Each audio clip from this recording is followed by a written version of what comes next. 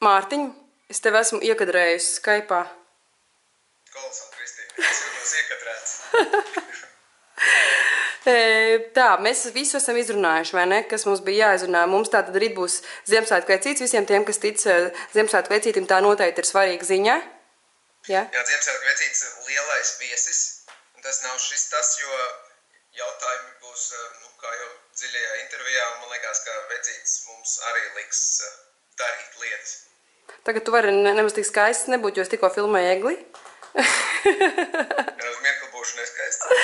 Un vispār būs ļoti, ļoti interesants un skaists rīts. Ne tāds, kā parasti ir ierasts redzēt 90 sekundes, vai ne?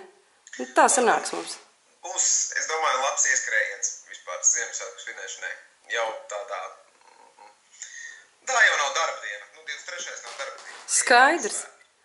Tad tu jau esi izdomājis, es ceru, ka tu nebūsi šajā, pagaidi, džemperī.